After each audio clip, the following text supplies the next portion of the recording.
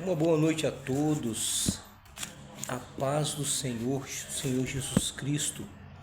Eu quero deixar uma palavra para os vossos corações que se encontra no livro, no Evangelho de Jesus, segundo escreveu o médico Lucas, no seu capítulo 23, no seu versículo de número 33.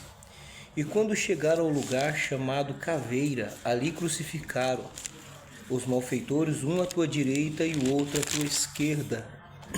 E disse-lhe Jesus: Pai, perdoa-lhe, porque eles não sabem o que fazem. E repartindo-se as suas vestes, lançaram sorte, e o povo estava olhando. E também os príncipes zombavam dele, dizendo: aos outros salvou, salva-se a si mesmo, se és o Cristo, o escolhido de Deus. E também os soldados escarneciam dele, chegando-se a ele, e repartiram-lhes e apresentaram-lhes vinagre, e disse: se tu és o rei dos judeus, salva-te a ti e a ti mesmo. E também por cima dele estava escrito, em títulos escritos grego, romano e hebraico: este é o rei dos judeus. E um dos malfeitores que estavam pendurado blasfemava dele, dizendo: se tu és o Cristo, salva-te a ti e a nós. Respondeu, porém, o outro, repreendendo, dizendo: tu nem ainda teme a Deus, estando na mesma condenação. E nós, na verdade, com justiça, porque recebemos o que nos é feito merecia, mas este nenhum mal fez. E disse-lhe Jesus: lembra-te de mim quando chegares no teu reino. E disse-lhe Jesus: em verdade te digo que hoje mesmo estarás comigo no paraíso. E era quase a hora sexta, houve trevas em toda a terra até a hora nona. Escurecendo-se o sol, rasgou-se ao meio o véu do templo. E clamou Jesus com grande voz e disse: Pai, nas tuas mãos entrego o meu espírito. E havendo dito isso, expirou. E o centurião, vendo o que tinha acontecido, deu glória a Deus, dizendo: na verdade, este homem era justo. E toda a multidão que se juntaram a este espetáculo, vendo o que havia acontecido, voltaram batendo nos vossos peitos. Glória a Deus. Irmãos, esse texto de Lucas narra a crucificação de Cristo, como nos outros textos, como em Mateus, Marcos e João. Mateus, Marcos e Lucas são textos sinóticos, textos que trazem a mesma versão de fatos, apesar de alguns evangelhos ter mais narrativa, de até mesmo parábolas, do que outros evangelhos. Mas vemos que a maioria dos evangelhos trazem a crucificação de Cristo, trazem a sua morte na cruz do Calvário. Meus irmãos, Jesus, ele foi pendurado no madeiro. Jesus foi entregue na cruz para morrer, para salvar todos, povos, línguas e nações. E vemos, irmãos, que toda a Bíblia se refere a Cristo. Profecias do Antigo Testamento que apontavam para este dia, para a morte de Cristo, apontavam para o Messias, para o ungido de Deus que havia de vir sobre a terra, Se nós formos em Gênesis, depois da queda do homem, vemos Deus fazer uma promessa, que se encontra em Gênesis, capítulo de número 3, versículo de número 15. A Bíblia vai dizer que porei inimizade entre ti e a semente da mulher. A semente da mulher você ferirá o calcanhar, e ele te esmagará a cabeça. A promessa de uma salvação, de um Messias, para salvar todos aqueles que haviam caído. Na verdade, todos nós herdamos, irmãos, a natureza adâmica, ou seja, a natureza do pecado. Porque Paulo vai dizer no capítulo de número 3, no versículo de número 23, vai dizer que todos pecaram e destituídos estão da glória de Deus. Não tem esse que não pecou, e longe nós estamos da glória de Deus. Jesus veio para nos aproximar de Deus como um cordeiro pascual, como um cordeiro para morrer no matadouro, para nos trazer novamente para perto do nosso Senhor Deus. Vemos que toda a história, irmãos, lá em Gênesis, o homem caiu, mas Deus fez uma promessa no capítulo 3, no versículo de número 15. Vemos também no mesmo capítulo 3, o Deus vai vestir um homem ou uma mulher com peles de animal, né? Mostrando que ainda Deus tem o cuidado, que ainda Deus tem o zelo, que ainda Deus quer salvar o homem. Eu fico imaginando que se fosse Deus para desistir do homem, ele tinha exterminado o homem naquele momento que ele transgrediu o mandamento de Deus para não tocar na árvore do conhecimento do bem e do mal. Certamente Deus tinha destruído, mas não. Deus, ele dá oportunidade ao homem, mostrando que ele é um Deus de misericórdia e um Deus de amor.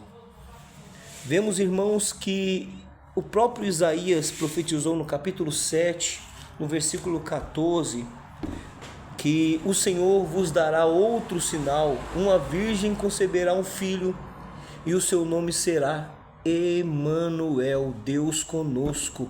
Louvado seja Deus. Deus sempre falando na história, Deus sempre mostrando que Ele é o arquiteto da história. Irmão, se nós formos olhar para o livro de Êxodo, capítulo 12, vemos que Deus vai falar para o povo de Israel: vocês peguem um bezerro, sem mancha, sem mácula, e vocês matem ele, né? Passa o sangue no umbral da porta, passa o sangue no umbral das janelas, e coma este cordeiro. Se a família for pequena, chame outra família, e 2 famílias comem esse cordeiro, para que não sobre nada pela manhã. E se sobrasse algo pela manhã, eles tacassem no fogo. Comem também ervas amargas e pães. Fazem pão sem fermento. Por quê? Por que o pão sem fermento? Porque não ia dar tempo da massa levedar, e eles iam sair com pressa, né? Porque ali estava sendo instituído a Páscoa, irmãos. A palavra Páscoa vem da palavra hebraica peça. Peça significa passar por cima, significa livramento. Deus está dando livramento ao povo de Israel, aos primogênitos, mostrando que Ele ainda é um Deus de misericórdia e de salvação. Enquanto o povo egípcio, a maioria dos seus primogênitos estava morrendo, Deus estava guardando e zelando pelo povo de Israel.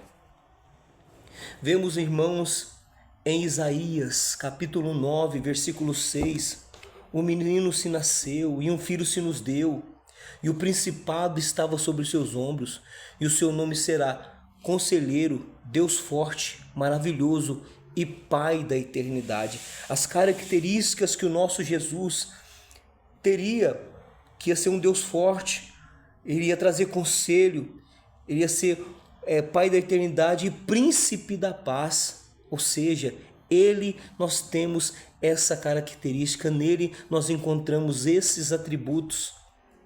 E o principado estava sobre ele, o governo, a autoridade, o poder. O próprio Jesus disse em Mateus capítulo 11 que todo o poder foi me dado nos céus e na terra.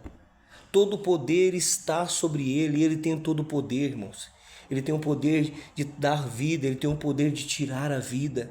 Ele tem o poder de restituir, ele tem o poder de levantar, ele tem o poder de salvar, ele tem o poder de transformar. No próprio livro de Isaías, capítulo 59, irmão, versículo de número 1, Deus é tremendo.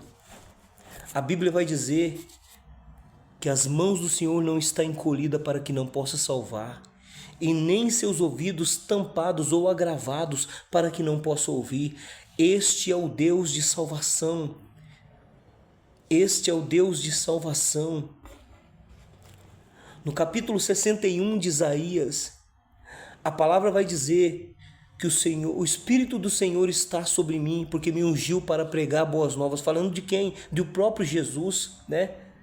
O próprio Jesus, quando chega na sinagoga, ele vai ter a oportunidade de ler, e ele vai abrir no profeta Isaías e vai ler esse mesmo texto e vai dizer: hoje se cumpre essa profecia entre vós. Louvado seja o nome do Senhor. Irmãos, o povo de Israel não entendeu o tempo da visitação do Senhor. O povo de Israel não entendeu o tempo da sua visitação. Aleluia. Louvado seja Deus. Há um texto na Bíblia que diz que como a galinha ajunta os seus pintinhos debaixo de tuas asas, assim o Senhor queria juntar Israel, mas eles não deram ouvido. Não deram ouvido. Isaías capítulo 22, irmãos, versículo de número 22 vai dizer: porei a chave de Davi sobre os seus ombros. Eu porei a chave de Davi sobre os seus ombros. Ele abrirá e ninguém fechará. Ele fechará e ninguém abrirá. Isaías está falando aqui de um pretérito do futuro. Eu porei a chave de Davi. Não estava sobre ele ainda. Eu porei. Apesar de muitas profecias de Isaías, ele profetizar, dando a entender que ia se cumprir naquela época, naquele momento. Mas esta profecia, eu porei, está no pretérito do futuro. Aí vemos se cumprir aonde? Em Apocalipse capítulo 3, versículo de número 7. Eis que diante de ti pus uma porta aberta. Eis que eu tenho a chave de Davi, eu abro e ninguém fecha, e eu fecho e ninguém abre. Ou seja, eu tenho, agora é minha, pertence a mim. Ela está sobre mim, essa chave. No capítulo 53, irmãos, vemos quem deu crédito à nossa pregação e a quem se manifestou o braço do Senhor, foi subindo como renovo perante eles uma terra seca, não tinha aparência nem formosura para que nós o desejássemos. Ele levou sobre si as nossas dores, as nossas enfermidades, e sobre as suas pisaduras nós fomos sarados. O castigo que nos traz a paz estava sobre ele.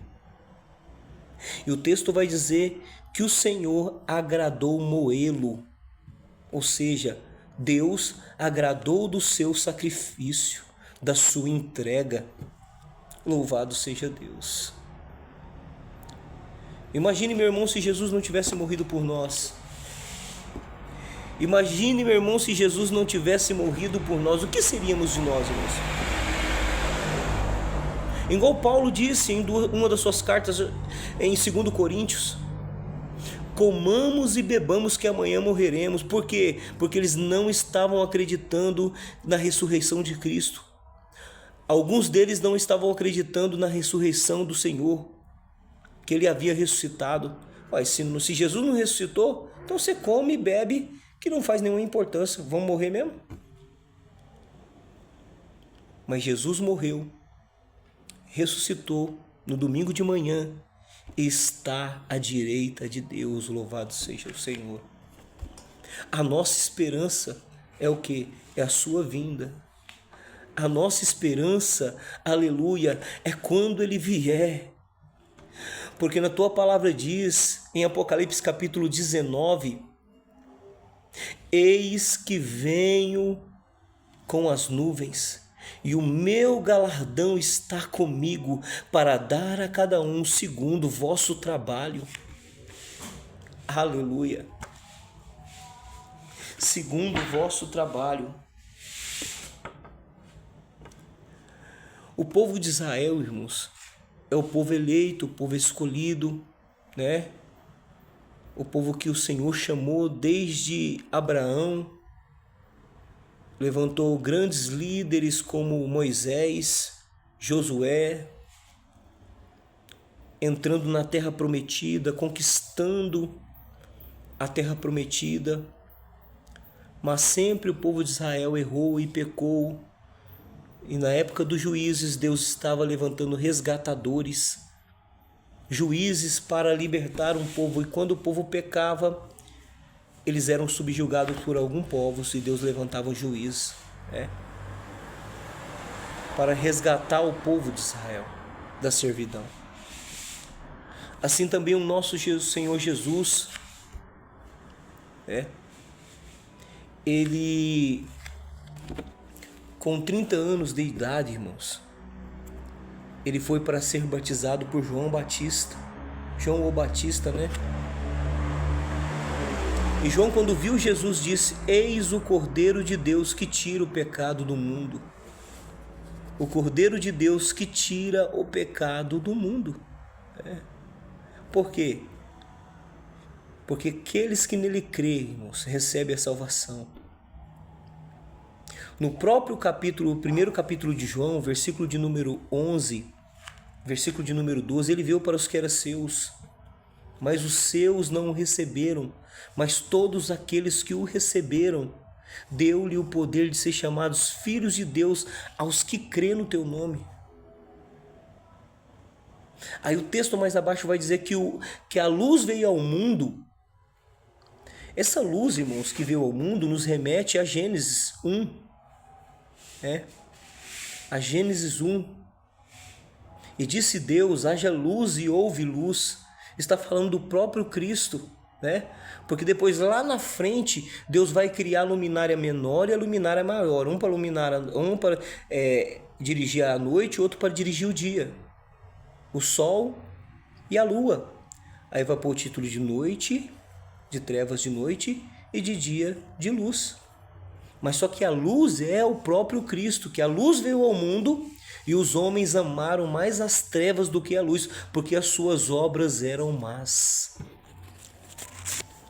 E Jesus é a luz que ilumina todos os homens. Louvado seja Deus. Louvado seja o nome do Senhor. Paulo, Gálatas, capítulo de número 3, versículo de número 13, vai dizer assim: porque Cristo nos resgatou da maldição da lei, fazendo-se maldição por nós, porque está escrito: maldito todo aquele que for pendurado no madeiro.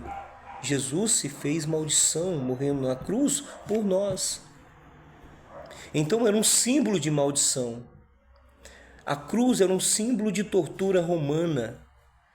Quantos e quantas pessoas foram mortos pela cruz, crucificado, Eles crucificavam até animais, Os romanos, naquela cruz, eles eram extremamente cruéis. Colossenses, capítulo de número 2, versículo de número 14, vai dizer: havia uma cédula que era contra nós nas suas ordenanças. Ele pegou e a cravou na cruz. A dívida está paga, meu irmão. Não foi você que pagou a dívida, foi Jesus. Você não merece nada. Ele nos fez um favor que nós não merecemos. Paulo vai dizer, Gálatas capítulo 2, Efésios capítulo 2, versículo de número 8 e 9. Pela graça sois salvos, por meio da fé. E isso não vem de vós, é dom de Deus. Não vem de nós, irmãos, não é mérito meu e nem seu. É um favor que nós não merecemos. E o versículo de número 9 vai dizer desta maneira: não vem pelas obras, para que nenhuma carne se glorie. Se fosse pelas obras, quantas pessoas fazem caridade? Quantas pessoas que ajudam, achando que pelo meio das obras vão ser salvos? Não, é por intermédio do sacrifício na cruz, da cruz do Calvário, que Jesus se entregou. Aleluia, louvado seja o nome do Senhor. A cruz, Jesus pegou esta cruz, que não era dele, era de Barrabás, E por ocasião da Páscoa, o povo escolhia quem soltava e quem havia de ser condenado. E quando Pilatos perguntou, lavou as mãos, não quero ter parte no sangue deste inocente. E o povo e a multidão gritava, crucifique a Jesus, solte a Barrabás. Crucifique a Jesus e solte a Barrabás. Irmãos, entenda, quantas das vezes nós escolhemos as coisas erradas? Quantas das vezes a nossa escolha ainda é o mundo, ainda é as coisas que nos tira da presença de Deus? Quantas das vezes nós negamos a Cristo com as nossas falhas e atitudes? Portanto, todos os dias cabe a mim e a você se voltar a Cristo todos os dias, pedindo a sua misericórdia, pedindo o seu perdão e a sua longanimidade sobre as nossas vidas todos os dias. E as escolhas que nós fazemos todos os dias, ou nós aceitamos a Cristo ou o crucificamos novamente.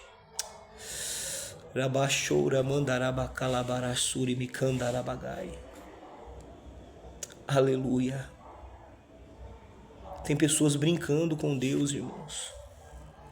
Tem pessoas achando que Deus é brinquedo, que ele faz o que quiser com Deus, e não é dessa maneira.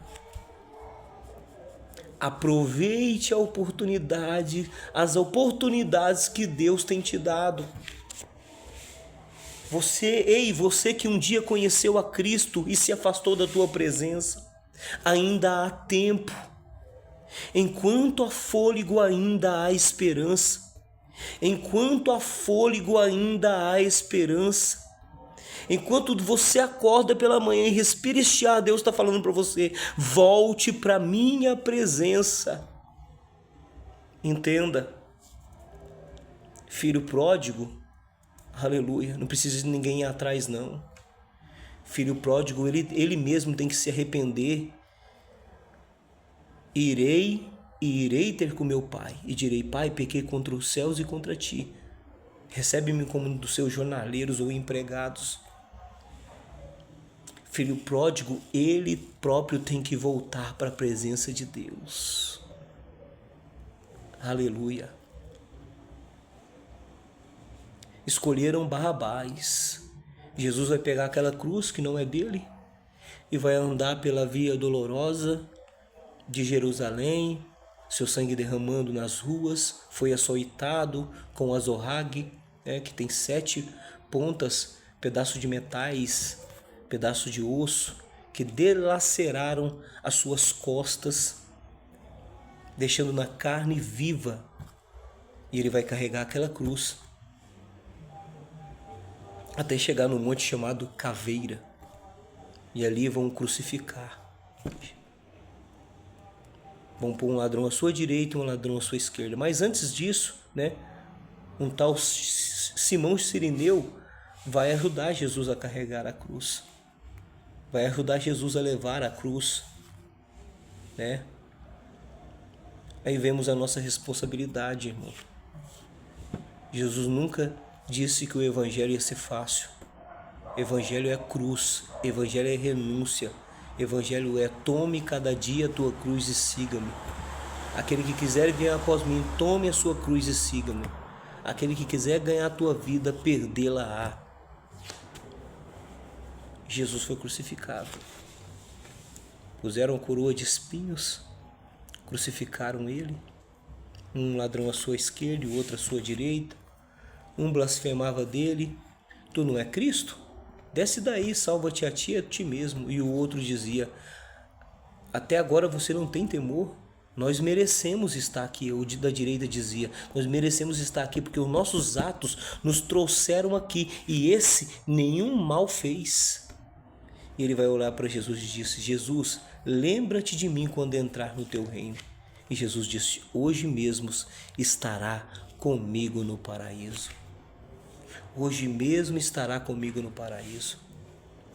Jesus vai ficar das 9 às 15 horas na cruz do Calvário. Das 9 ao meio-dia, Algumas palavras vão ser liberadas na cruz. A primeira palavra que vai ser liberada é a palavra de perdão, irmãos. A cruz nos remete a perdoar o nosso próximo. A cruz nos constrange a perdoar aquele que nos ofendeu, aqueles que nos maltratou. Jesus vai dizer: perdoa eles, ó Pai, porque eles não sabem o que fazem. Jesus também vai liberar a palavra de salvação para aquele ladrão. Hoje mesmo estará comigo no paraíso.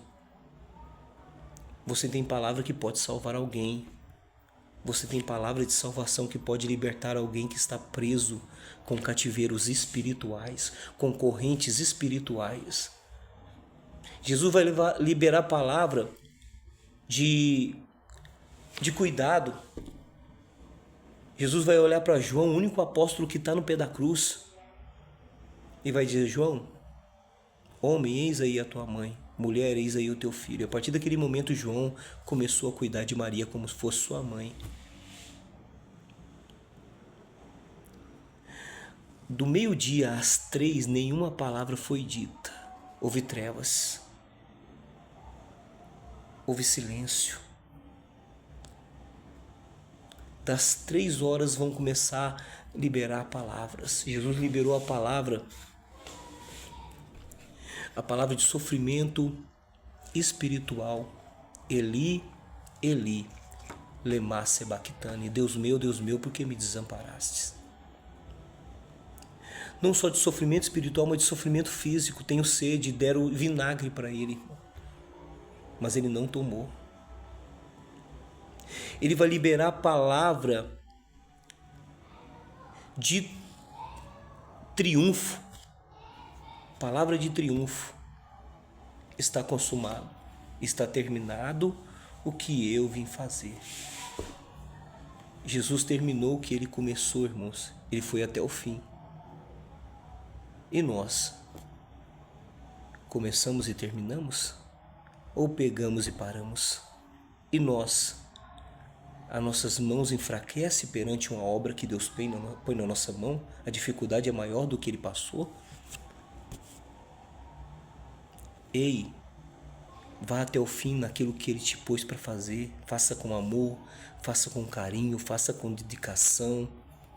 Por quê? Porque a coroa da justiça nos está guardada.